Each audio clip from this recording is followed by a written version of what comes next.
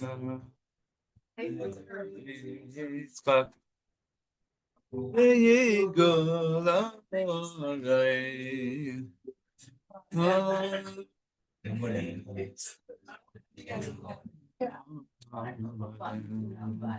but different emphasis. Okay, Gavin, let's jump in. This is Hashem. Continuing in the Sefer Yichud Hayz. Starting a new chapter today, Zaka Ke'ev V'dema B'sfas HaYichud. Crying out pain and tears. What page is it on? I sent them all to you. No, Page no, Kuf, I know, page but Kuf Lamed Hey. Page Kuf Lamed Hey. okay, thanks. B'sfas HaYichud, in the language of Yichud, Yichud, Yichud. Yichud. Yichud means unification. Yichud means togetherness in a language that is relational, not transactional.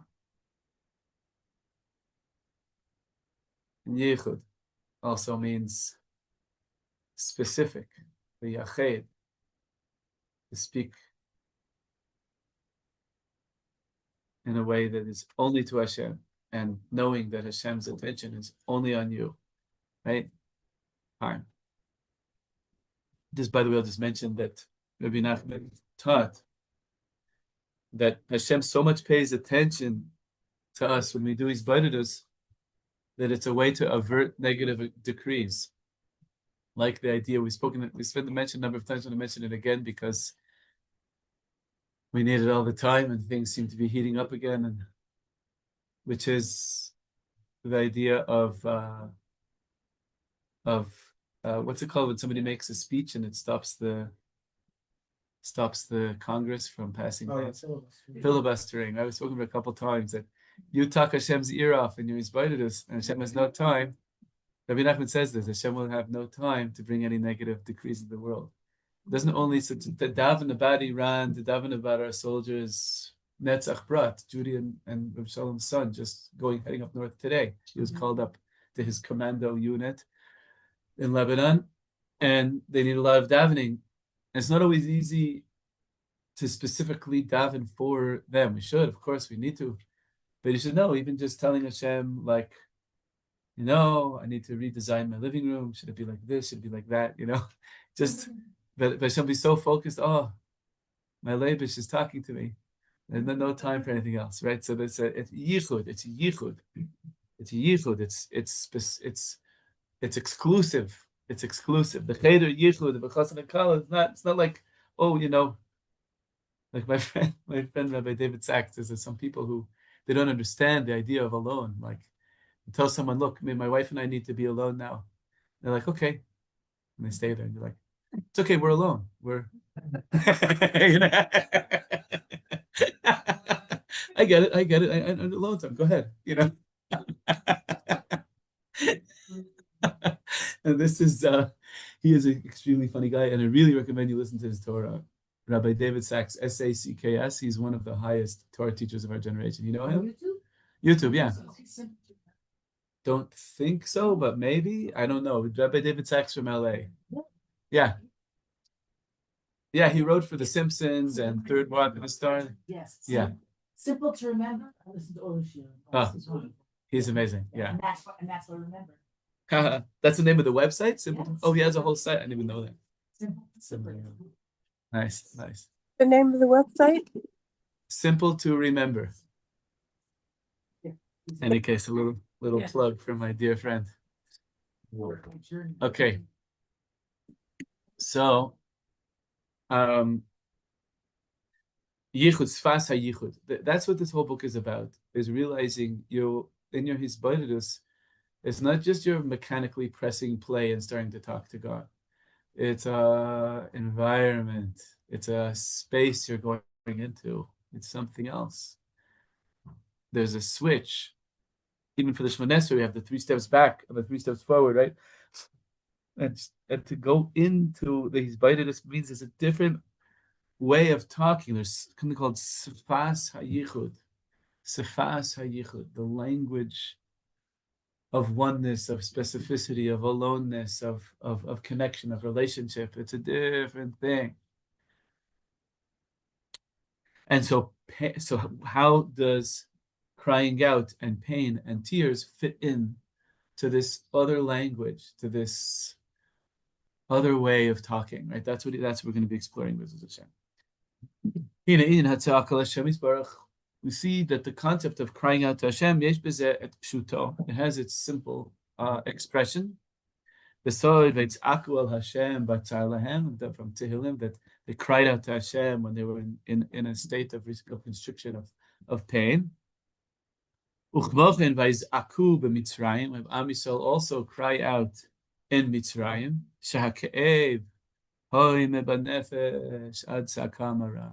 The pain goes into, is experienced in the person's soul to the point where a bitter cry, you just can't hold it back, just comes out.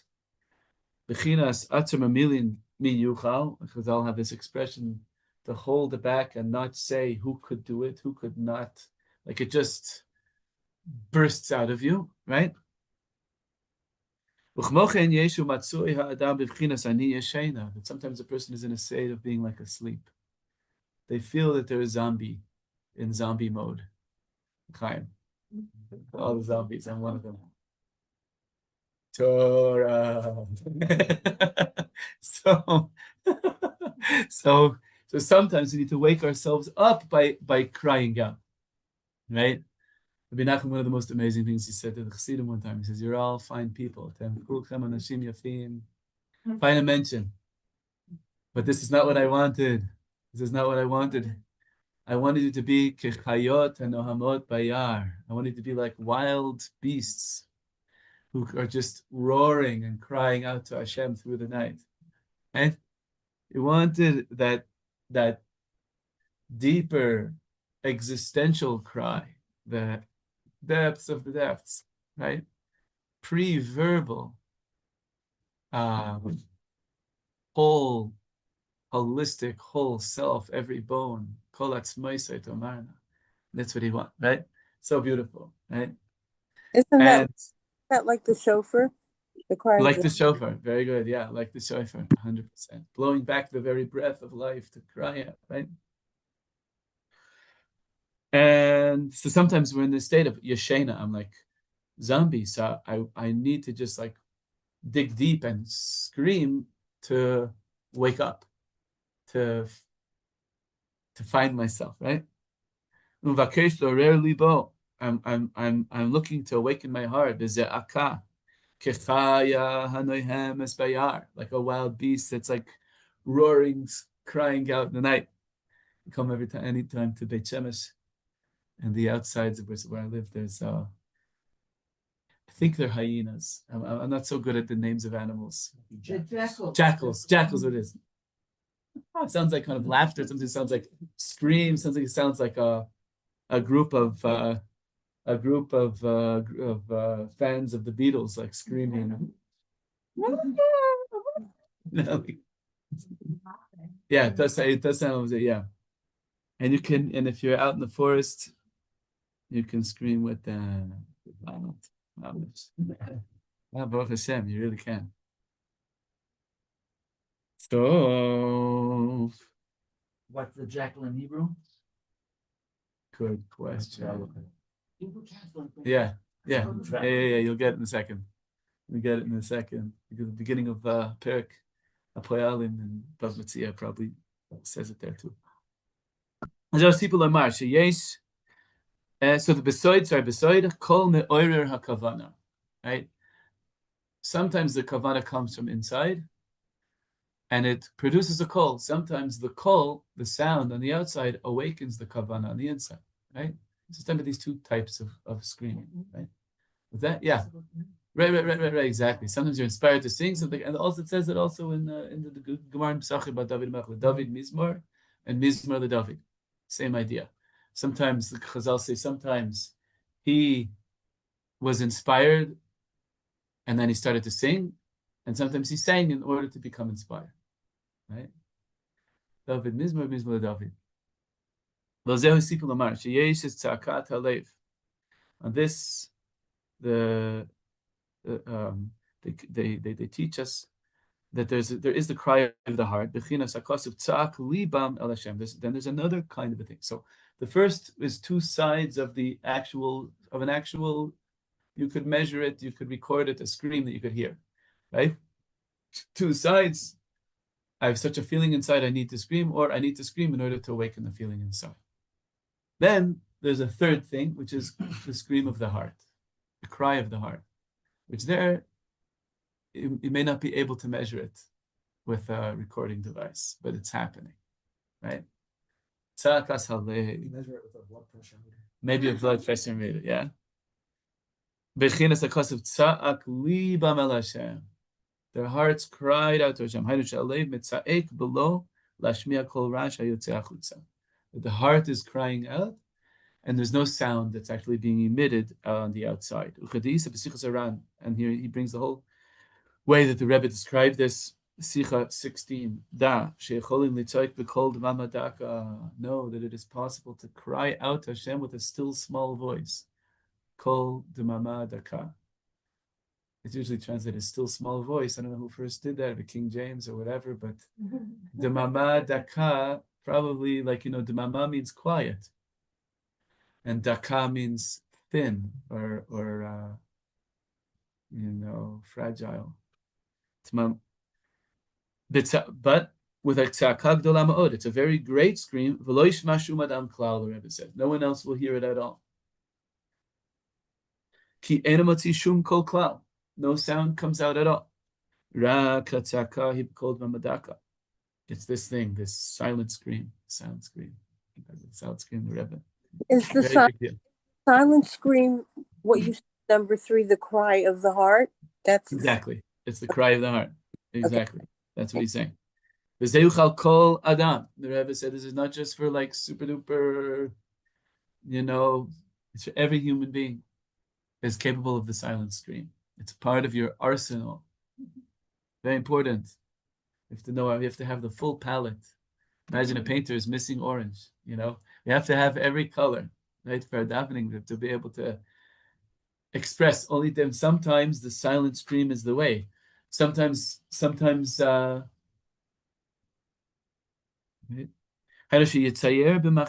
this mean? It means I imagine in my mind. Hatzaka. You can hear it inside yourself. Kol hatzaka mamish, a real scream. Im hanigud, with the melody of the scream, right? Everyone has their melody. Sometimes it's a trua, tkiya, whatever, right? Everyone has the sound, what it sounds like when I scream, right? And you can really enter into this experience. It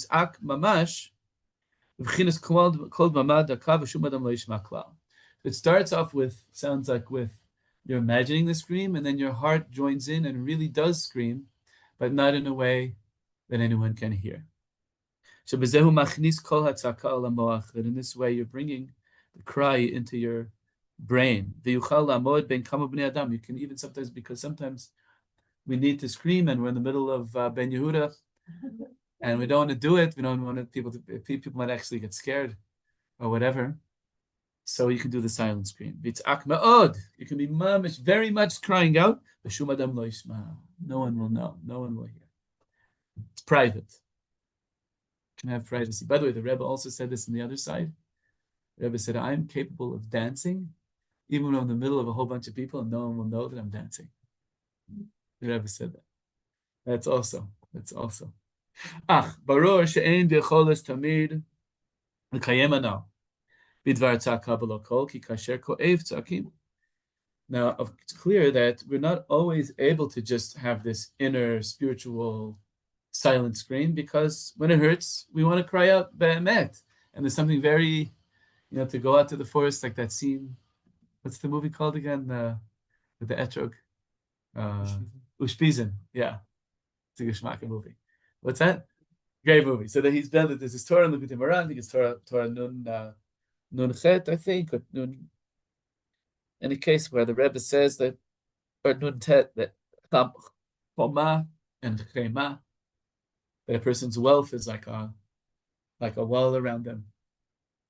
And then anger is the same letters. And when a person is angry, they could lose their wealth, chas v'shalom. And he says that when something really gets you upset and you want to be angry, it means that Shemayim is about to give you like a bunch of money. says that. Yeah. What? And so it's a test. You have to like not get upset. And so in the movie, it's Gevaldik, in the movie, like, we don't know what failure is, by the way. Like maybe we're a little less angry. That counts too, like every little bit, right? But in any case, in the movie, he buys this 1,000-shekel etrog. And he has these guys sitting in the house like, hey, by the way, that was a great lemon. And he's in the middle of eating the salad. Like, what lemon? I don't know. But it's like, yeah, that lemon was, for some reason, I don't know why you kept it in a box on your shelf. He's like, and he's like eating the salad, like, and he realizes he's eating his $1,000 esrog on Sukkot, right? And he runs out with that. He does. He's like, I'm not gonna get angry. He runs out to the field, and instead of getting angry at them, he's just screams out to Hashem, right? And then the Pele, like everything turns around. His wife comes back. They even have a baby, and his whole life turns around. Like unbelievable. Fine, in your Ratzon. Yeah. So yeah, you can see, yeah, and like Bate Rand or something like that. Yeah, Bate Braden. Yeah, we can do it. Yeah. Yeah, you can recognize the neighborhoods. It's mamish, yeah. So we're not always able to just have a spiritual scream. Sometimes you just like have to like run out there and it's very it's cathartic. It's good. It's so good. You can get that energy out. It's so good. But the vazeh eno b'chiras hazoek klal uklal. When I need to scream, I need to scream. It's not like up to me, right? El kecholeh hagonech shelo b'rtzono, like a sick person that never chas v'shalom la'aleinu, who just cries out against their will. Even though the person knows that just screaming isn't going to help. And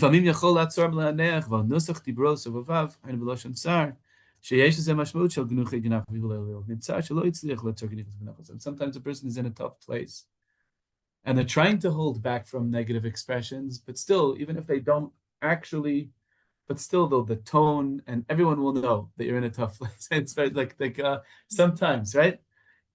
And so, and like this story, he says it's a Maisa no da. I never heard the story before reading it, and a well-known story apparently. The person who was a guest at the house of a homeowner, Shahaya Ish Kasher v'nahag lizok b'shas tefillah Hashem Yisbarach. The homeowner was a kosher, a Jew, and he used to cry out in his davening. And the guest was like, what is this? Crazy Breslover. Why don't you just daven quiet? What is this crying out going to help you? And the guest like really just wasn't able to understand. After a few days later, he sees this is a good, loyal, good guy. The guest sees that the homeowner is a loyal, good guy. So he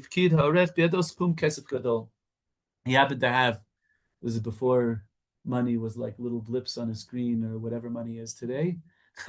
He actually had money. And he said, I had to leave with you. Do you mind? I see you're a really trusted person carrying this huge chunk of cash.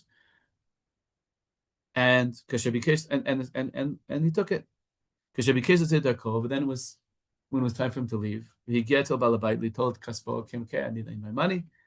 Hamid Balabait played dumb. The Balabait played it dumb and pretended. And what are you talking about? What money, right? He started screaming. Hashem li mamoni, give my money back. He named Barer. He says, I see all you're such, you pretend like you're so spiritual and you daven and ta. And you're a thief, right? And Amarlo Balabait, Amaiti Zaks, the Balabait is, why are you screaming? You can just speak softly, just tell me what you want, right? but the guest is screaming even louder. Hey, my heart is exploding. How can you expect me to keep my cool when I just put $100,000 and you pretending nothing happened? When the Baal Bait goes and gave him the money, and he said, now you understand. When the heart is in pain, you don't speak quiet, right? So he's just like, he took those 5 minutes, he gave him a little akvas nefesh to teach him about why he cries out. Right. Yeah. Right, there you go, that part.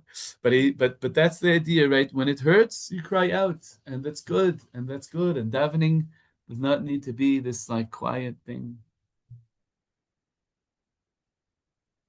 The Rebbe also felt that way. Rav Nachman also felt that way about Kabbalah Shabbos, because in the early days of the Baal Shem Tov, they would sing and dance and go into Shabbos like, with an active Kabbalah Shabbos. And later, the Hasidim became more proper. And the Rebbe said, I like the way the early Hasidim did it. You should come into Shabbos like sweating a little bit, like, Shabbos, And again, that doesn't mean everyone all the time has to exactly do it this way, but he was into expressing whether when I'm in pain I need to cry out, or I'm happy as Hashem, I want to dance, and it's like, it's Baruch Hashem, it's so good to be here. But we still need to go deeper. This cry of pain, right? When do we need to scream? Like, you may be sitting next to me in the room, but I feel so far from you, you're not hearing me, right? I raise my voice, right?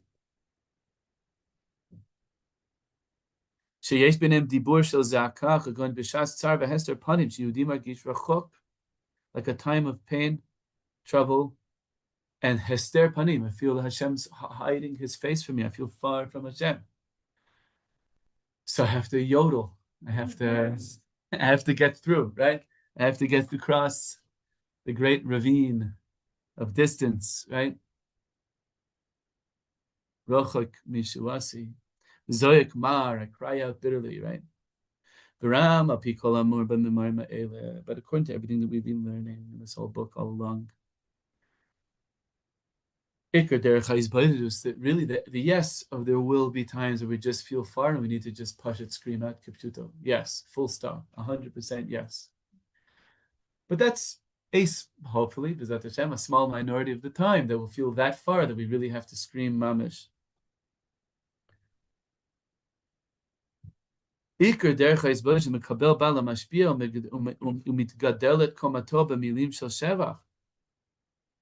essential thing, like we spent the first few chapters of the book, it's a while back already that we covered this, but that when I'm coming into Hitbodedut, the experience is, and we learned about how to tune into that, the experience is that Hashem is so happy to see you, that this is like, it's not, somebody was just telling me the other day, a friend of mine who I started learning with in New York, that there was it's very hard. The people have to knock on doors. There's Chevra come from Eretz Yisrael, Meshulachim, and they knock on doors. And my friend took a Meshulach to the house of a good friend of his, who's like, Baruch Hashem, has like, a lot to give. And they knocked on the door, and the friend opens this big, fancy door and says, look, you're my friend, and I'm glad, and I'm glad you brought this guy and everything, but I just have a policy. I just don't give to anyone who knocks on my door, ever. It's like, oh, yeah, and the Meshulach said to him, yeah, this is what life is for us. This is like, my friend was like blown away that could happen. And the Meshulach was like, already had the thicker skin, to handle it, The hard knock one. The hard knock.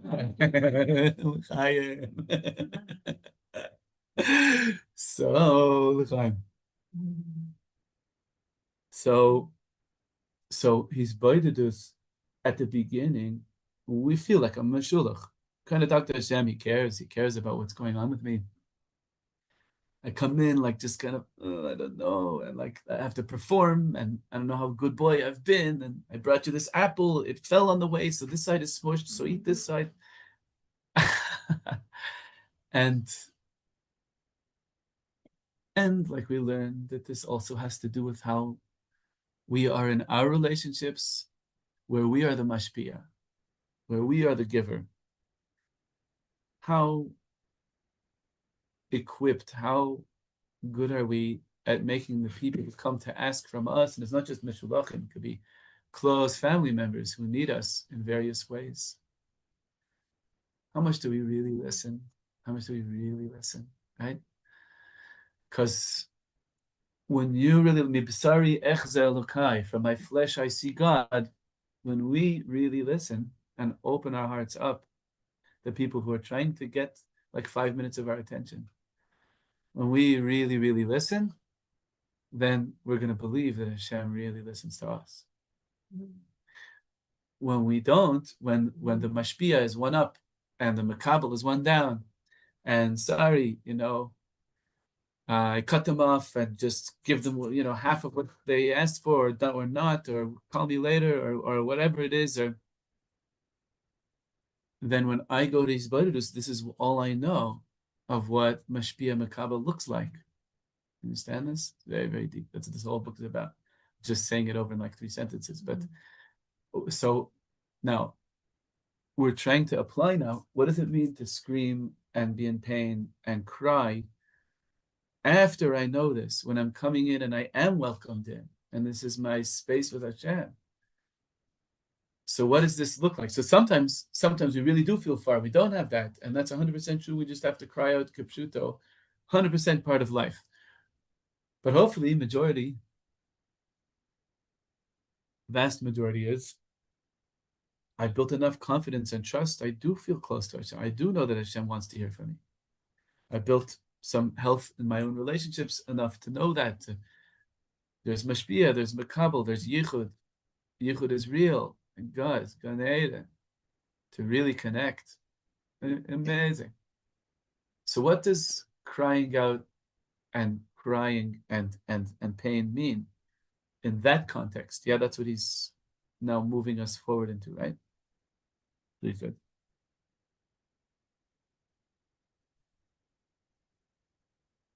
על פי האמור במאמר מלא עיקר דרך התבודדות שמקבל בעל המשפיע ומסגדל את כל מעשו של שבח שמרגיש בליבו שהמשפיע מאיר לו פניו. I can like hear in my heart Hashem saying, I'm so happy to see you. I can hear the closeness. Like we saw from David Melech, L'cha amar libi, bakshu fanai, Penech Hashem avakesh. Hashem speaks to us through our heart. And then I also praise and thank. So the crying out in that safe container, in that connective, exclusive, private, holy space I have with Hashem, that is going to have a different kind of a meaning, a different kind of way that it plays out. We're talking about Sfat HaYichud. There's a different kind of a language, there's a different way of expressing. There's whole subtleties, there's whole depths of subtleties that come across. Imagine as Hashem, we should all have it. Being an elderly couple and that like has built so much peace and love in our marriage. We're sitting right next to each other and we're expressing things, right? So it's subtle. There's a nuance, right? That comes across, a whole way of expressing. As he says, over to Mekabel Nasekli Batel Gam Lamashpia Shemataban Emanu Subatach Bo the Mekabel, and they have real bittul and connectivity. But Tzasas Lavav Nemel Lefanecha, like it is about Avraham Avinu, that Hashem found his heart totally loyal. Mishum Shekasher Korov Magiel Krovola de Berimo Davar Ke'ev. When you're calling your best friend, your spouse, your teacher, your student, whatever it is, somebody you're really truly close with, your sibling, and you want to tell them about something that is really painful, something hard, Umegale libo b'sheket, and you open your heart quietly. V'amer lo et ha'emet b'lashon kazeh, and you tell them the truth in this kind of a language. Harei hinenu kol kach krovim v'nemanim zo zeh. I know that we're so close and so loyal to each other. V'hitachen shekayem b'nenu inyan ploni she'asita li v'gorem li tzar kasher. Could it be that this could happen, what you did, that caused me such harsh pain, right? And so you may be expressing yourself softly, but the nuance and it's like, that's like, right? Hine diburei lachash kaele, even a whisper like this. It's like a very high cry that's going to totally shake up and cause trembling in the heart of the one listening. Even much worse, right? It's like even much worse than to be screaming and yelling, right? Much, much worse. It's much harder to bear, you know? I'd rather you scream and yell than you just tell me that like I let you down, you know?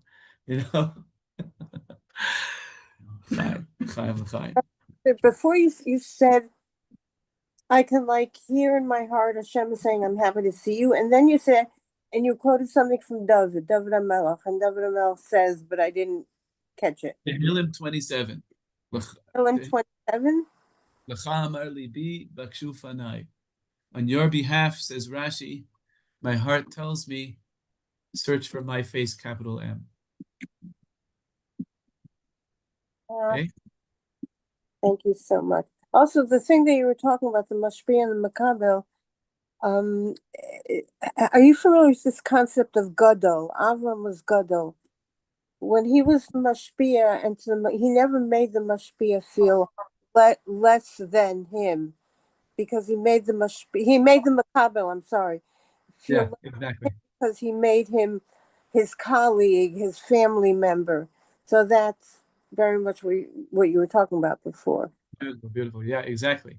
And so within that context, to tell Hashem, within that space of closeness, how could you let this happen, right? Eifa, which he's going to say, he's going to relate this all to Tisha B'Av. Our Parsha is Tisha B'Av. Our Parsha, the Meraglim came back on Tisha B'Av, right? This communication of Tisha B'Av,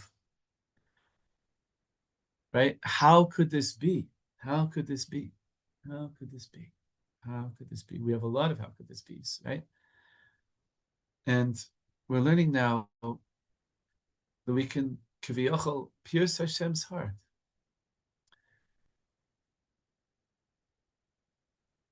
And that we don't only have to go to this lost place and just crying across the ravine. We could be sitting at Hashem's table looking straight in the eye and say, how can you let this be? Softly, but boom, it's a dagger, right? Mamish, right? Zohar HaKadosh describes when Moshe Rabbeinu davened, it was like a sword cutting through all the olamos, and none of the malachim could stop it. Don't reach the Kisei HaKavod. Zohar HaKadosh says, Fila Moshe, Fila LaMoshe. Right?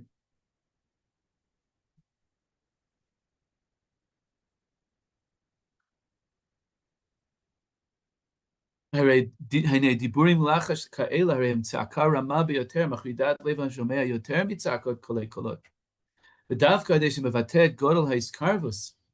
it's specifically in the context of such closeness, right? That makes this kind of a crying to Hashem, wow, like superpower, right? We have this. Our souls are that big. Hashem wants this from us. Hashem wants to hear this. Mizda'akat ad l'shamayim. It cried out to the heavens of the heavens. Afilu hanhagak tanash yisrachakus. Even a little subtle, nuanced thing, the way that you look away, the way that you these little things, all these tiny micro communications that are very real. She'ein ra'ui la'liyot ben shnei ohavim kaila. That it's something that shouldn't be this way if we're so close, right? Because you're showing your displeasure, you're showing your upsetness with the way Hashem is doing things, right? Amazing. Chaim. On the one hand, it's a cry and it's an expression of pain. On the other hand, this is an exalted thing of how high your soul is, that you can do this with Hashem. You can give it to him. Yeah, because of that connection, you can give it to him. Like, well, we're out at the party and my husband's acting this way, fine. When we get home, we close the door. You can give it to him and he can take it. Exactly. Yeah, this is God. This is the perfect husband. And it's and again, it's the silent daggers that really,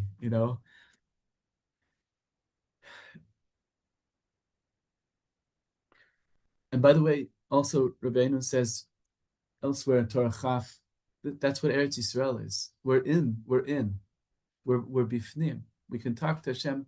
Any Hitbodedut anywhere in the world. You can go indoors. To the Bechina of indoors, to the Penimius, even though you're in a forest, you can be. But Mamish Eretz Yisrael is bifnim. And Chutz La'aretz, Rav Nosson says, Gutli Tfilas, Chutz La'aretz is Bachutz Mamash. We have Hashem's ear over here. We don't need Malachim to lift anything up. We are, wow. We are home over here. And Davka, that comfort and that connectivity, can let the heart really express this kind of the silent cry that, wow, what we can do. This is Hashem. Right? Because so we're learning. We have a palette. We have all these amazing colors, these subtle, profound, right? We're not just stuck in a very limited spectrum. We can even make 3D. We can use all kinds of media we can work with in our expression with Hashem. All the notes of the scale, all the rhythms, everything. It's at it, and our soul goes that high. It goes that high. Now,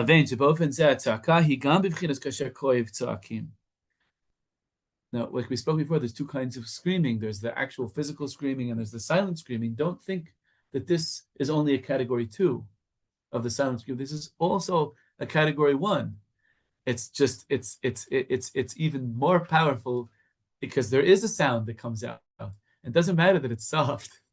It's boom. It's earth shaking, right?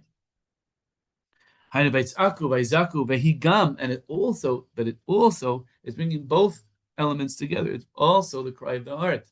That's what gives it its superpower, that it can pierce. It's also this aspect of the silent scream.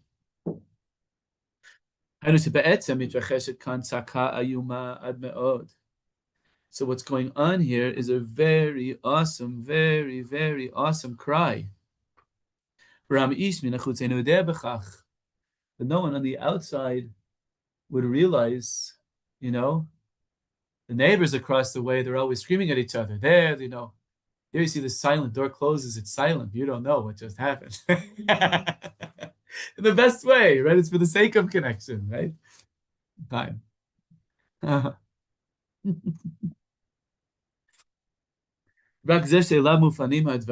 the one to whom the words are being spoken to, is totally shivering inside from this great cry. That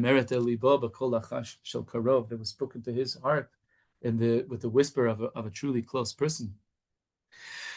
And this is something that all people who are really close to each other know. That when one of them starts actually yelling, it's like chaval. It's just like it's inappropriate. But a real deep, soft-spoken word of pain does much more.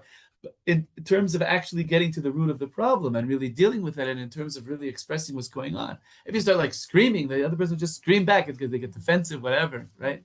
But this kind of a thing is so much deeper and so much more efficient for what it's trying to achieve, which is tshuva, which is another level of connectivity.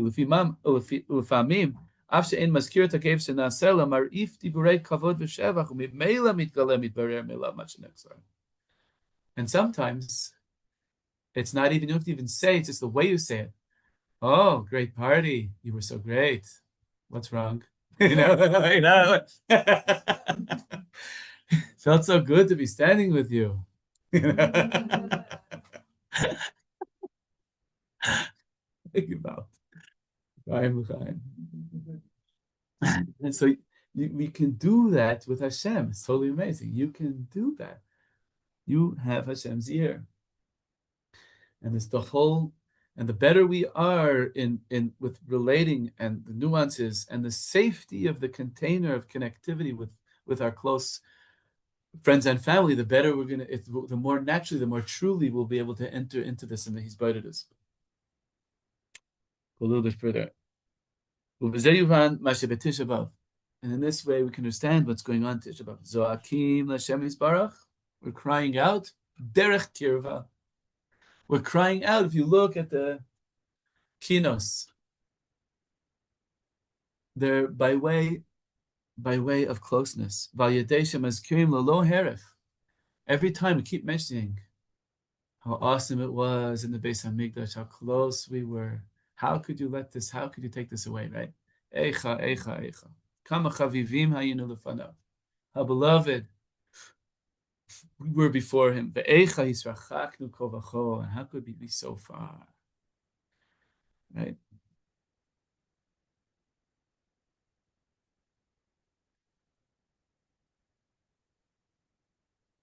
Kegon Suke Kriyas HaTorah, for instance.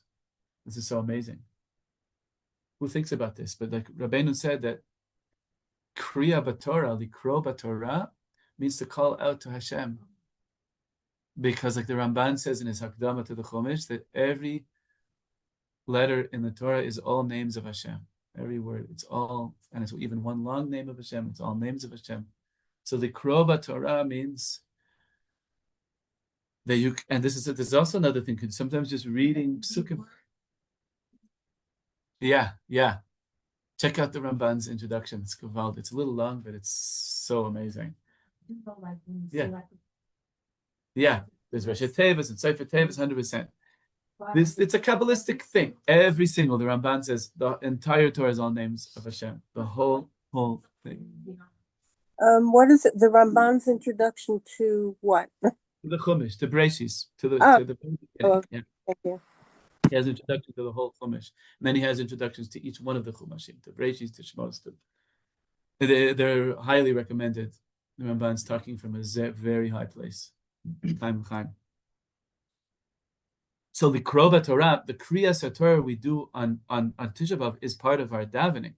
It's not just like something for us to hear. When we're mentioning those specific psukim, Tisha B'Av morning, what are we reading? For instance, Davka Tisha B'Av morning, we mentioned Ki she'alna l'yamim rishonim, haniyaka davar gadol hazeh. Ask if this has ever been from the earliest days of humanity. Has anyone ever seen or heard of such a thing? Hashama kol elokim medaber mitoch hasneh b'toch ha'esh. Has anyone, any nation, ever heard Hashem speaking to them through the fire, like you heard? Kasher shamata ata vayechi, like we heard and we live. Has any other nation been taken out and had a redemption like an exodus like we? With such signs and wonders and biyad chazaka v'zronetuyah. You have been shown to know. There's none other than Him. Right? It's like we're saying to Hashem, remember the chuppah? You know, it's like mamish. It's like out of this world. Here we are kind of sitting in our sackcloth and we're like, we didn't forget. Did you forget? You know, it's gevalt.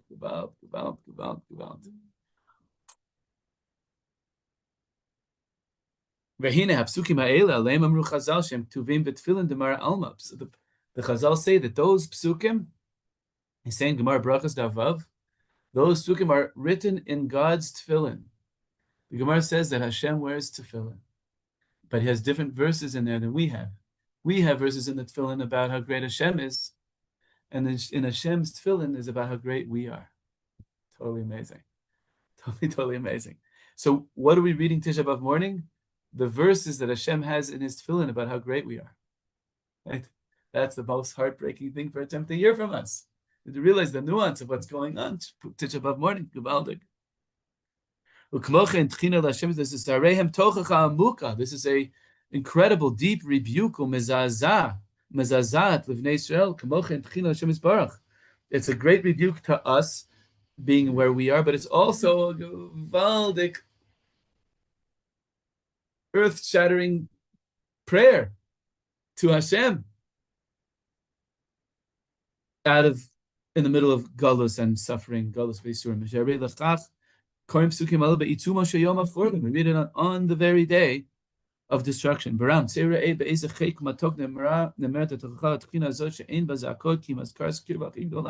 And look at how sweet this is. It's the sweet. It's like it. There's nothing in those verses about anything like crying out, but they're carrying the deepness, right? Can't even mention after saying such things about, okay, we did this wrong and now we're being punished. It's just a whole different level of communication, connectivity.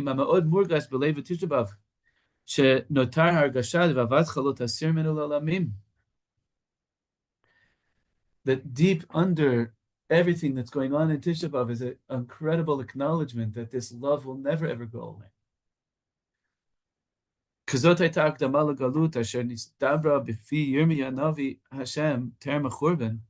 this is in Yirmiyahu, right? Before he starts giving us all the heavinesses of the Jeremiads, of how hard things are going to be, and there's a describe the end of the world is coming and everything, at the end of the world, the end of the Beis Hamikdash and everything.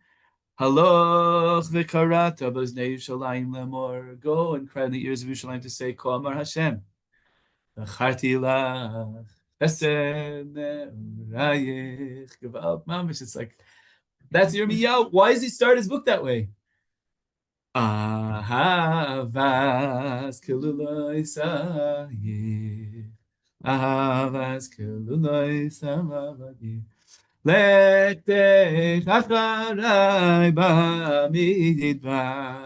left everything. You went after this crazy husband who's walking out into an empty desert. It's mamish out of this world. The Medrash Rabbah and Eicha Rabbah, Perik Gimel. Medrash Rabbah says that he's not bringing it here, but I'm just adding it in. He says that Hashem is saying to Am Yisrael, I'm sending you into exile, and mashal to a king who exiled the queen. And then the king is walking out of the palace and sees the queen standing there by the doorstep. What are you doing here? I exiled you. And she says, remember when you were going around and trying to find a wife and no one would have you but me? Mamish, Medrash says, that's mom out of this world. This is, we have to realize how high this is, how high we are, who we are. You know, you cannot kick us out. Don't you remember the chuppah? Kadosh Yisrael Hashem, Reishis Tvasal, Kol Chivish Shem Urav Taval Lem Dum Hashem. Vatayuvan Sheyesh B'Zeh Zakal Yisrael. That this, when Yirmiyahu said this to us, that this is what Hashem is saying. Ko Amar Hashem, Zacharti Lach. He's saying it to us. It's a whole double thing. He's saying it to us. We're davening it to Hashem. It's all Hare Kol Krovim Hayinu Ve'odenu. We're so close, and we are still close. U'Zechura Bas Nurim. Hashem remembers that love of youth. Ve'Atem Kodesh LaHashem. You're the holiest to Hashem. You're the beginning of His Tevua. U'Ra'u Eich Ani Megonen Alechem V'Kol Alechem. Ravi Aleim Va'ach Eich Zeh Kishaltim B'Vnei Sechem. How could it be? That's how Yirmiyahu begins the Tochacha. To us also, it works both ways. Both in Zeh Lachar Kol Tanav V'Amanot Nisheret Ava Beina. So what it means is, underneath everything and within all the fighting. I remember I learned this when I was a young chatan. I remember talking about it with my father. Okay, we can get in an argument and it can be really heavy, but we're still married. You know, it doesn't mean, in other words, like, that's what we're kind of talking about, right? And this kind of thing, the Kriyas Torah of Tisha B'Av, and this is also something we do in our Hitbodedut, just talk about how close we are, how great things are. And with that little nuance that just who knows what kind of incredible bracha we can bring to the world with this. This is the way that this crying, tears, and screaming happens in an understated way, but in the most powerful way, right? When there is really that closeness, when there is that exclusivity, when there is that connectivity, and that before and after, even after saying it all out, there's still this deep love underneath it and a deep safety. Okay, questions, thoughts? Yeah. Tisha B'Av and the Meraglim, it's like the paradigm for like all disappointment, not just in our relationship with God, but also in our relationship with, it's like the cataclysmic, like it's like proto disappointment, that event where they saw Eretz Yisrael and they couldn't express full gratitude or full appreciation, or they had like this like spirit of fear take them over, Right. and it became the like proto event for all subsequent. That's why B'chil Doros, it became like the paradigm of disappointment.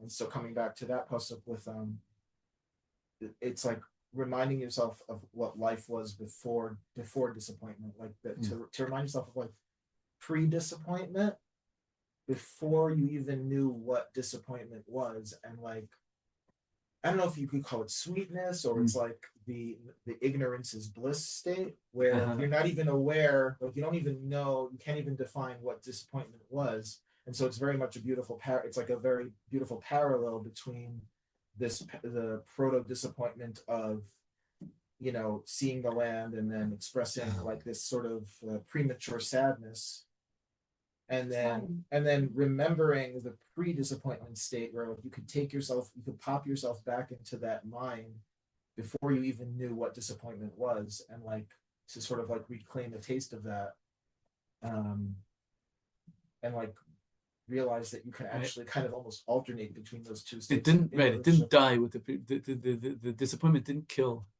that connectivity. It didn't kill the relationship. Right, exactly. But now you can recall both states and use both of them, and like they both become part of that intimacy, kind of, that like you have like the humanity and the humility of the fracture, or of the reality of what is, and also the memory of the ignorance as bliss, kind of, even though it's not as real as reality.